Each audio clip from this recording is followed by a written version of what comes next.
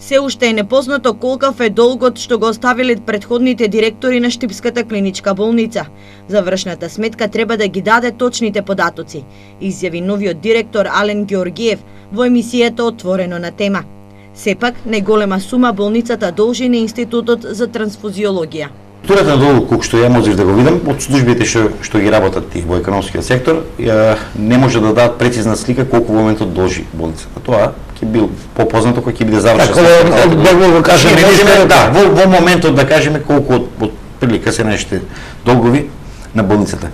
Во најголем дел имаме ние долгови од Институтот за трансфузиологија. Тоа се скапи продукти и таму мислам дека не само ние, туку и сите околни болници, бидејќи јас сум во контакт сите имаат проблем и таму е првобитниот да ја кажеме иницијална каписна на натупување на долгот. За 2017 буџетот на Штипската болница изнесува 412 милиони денари, од кои 70% се наменети за плати.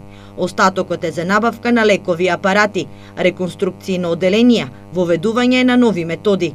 Најголем дел, односно 36 милиони денари, се за набавка на лекови, што во однос на минатата година оваа ставка е зголемена за 12,5%.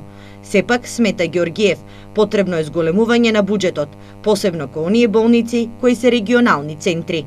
Тие болници, ако Штипската клиничка болница работи повеќе, треба да има секојаш поголем буџет. Овој начин на распределба со фиктивен буџет за сите, работел не работел, е само на штета на Штипската клиничка болница.